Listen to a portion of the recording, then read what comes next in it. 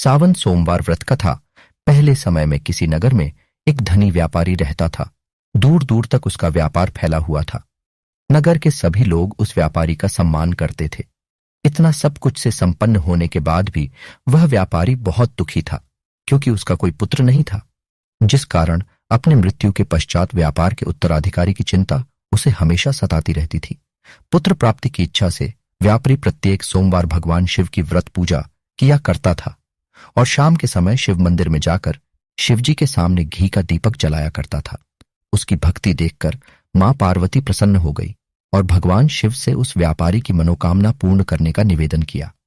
भगवान शिव बोले, इस संसार में सबको उसके कर्म के अनुसार फल की प्राप्ति होती है।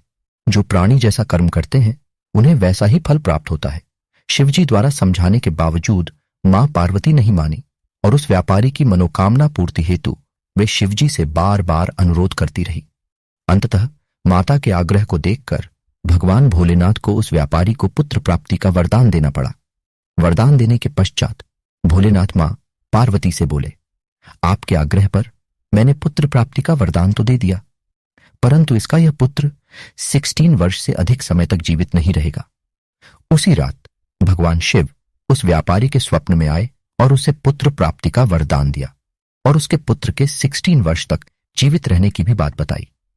भगवान के वरदान से व्यापारी को खुशी तो हुई, लेकिन पुत्र की अल्पायु की चिंता ने उस खुशी को नष्ट कर दिया। व्यापारी पहले की तरह सोमवार के दिन भगवान शिव का विधिवत व्रत करता रहा। कुछ महीनों के बाद उसके घर अति सुंदर बालक जन्म लिया। घर में खुशियां भर गईं। बहुत धूमधाम से पुत्र जन्म का समारोह मनाया गया, परंतु व्यापारी को पुत्र जन्म की अधिक खुशी नहीं हुई, क्योंकि उसे पुत्र की अल्प आयु के रहस्य का पता था। जब पुत्र 12 वर्ष का हुआ तो व्यापारी ने उसे उसके मामा के साथ पढ़ने के लिए वाराणसी भेज दिया। लड़का अपने मामा के साथ शिक्षा प्राप्ति हेतु चल दिया। रास्ते में जहां भी मामा भांजा विश्राम हेतु रुकते, वहीं यज्ञ करते और ब्राह्मणों को भोजन कराते। लंबी यात्रा के बाद मामा और भांजा एक नगर में पहुंचे। उस दिन नगर के राजा की कन्या का विवाह था, जिस कारण पूरे नगर को सजाया गया था। निश्चित समय पर बारात आ गई, लेकिन वर का पिता अपने बेटे के एक आंख से काने होने के कारण बहुत चिंतित था। उसे भय था कि इस बात का पता चलने पर कहीं राजा विवाह से इनकार न कर दे, इससे उसकी बदनामी भी होगी। जब वर के पिता ने व्यापारी के पुत्र को देखा तो उसके मस्तिष्क में एक विचार आया। उसने सोचा, क्यों ना इस लड ढाके को दूल्हा बनाकर राजकुमारी से विवाह करा दूं। विवाह के बाद इसको धन देकर विदा कर दूंगा और राजकुमारी को अपने नगर ले जाऊंगा। वर के पिता ने लड ढाके के मामा से इस संबंध में बात की। मामा ने धन मिलने के लालच में वर के पिता की बात स्वीकार कर ली। लड ढाके को दूल्हे का वस्त्र पहनाकर राजकुमारी से विवाह कर दिया गया। राजा ने बहुत सारा धन देकर राजकुमारी को विदा किया। शादी के बाद लड़का जब राजकुमारी से साथ लौट रहा था तो वह सच नहीं छिपा सका और उसने राजकुमारी के ओढ़नी पर लिख दिया, राजकुमारी, तुम्हारा विवाह मेरे साथ हुआ था। मैं तो वाराणसी पढ़ने के लिए जा रहा हूं और अब तुम्हें जिस नवयुवक की पत्नी बनना पड़ेगा वह काना है। जब राजकुमारी ने अपनी ओढ़नी पर लिखा हुआ पढ़ा तो उसने काने लडेडाके के साथ जाने से इनकार कर दिया। राजा सब बातें जानकर राजकुमारी को महल में रख लिया। उधर लड़का अपने मामा के साथ वाराणसी पहुंच गया और गुरुकुल में पढ़ना शुरू कर दिया। जब उसकी आयु 16 वर्ष की हुई तो उसने यज्ञ किया।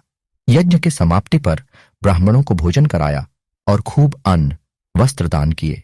रात को वह अपने शयन कक्ष में सो गया। शिव के वरदान के अनुसार शयनावस्था में ही उसके प्राण पखेड़ू उड़ गए। सूर्योदय पर मामा मृत भांजे को देखकर रोने पीटने लगा। आसपास के लोग भी एकत्र होकर दुख प्रकट करने लगे। लड ढाके के मामा के रोने विलाप करने के स्वर समीप से गुजरते हुए भगवान शिव और माता पार्वती भी सुने।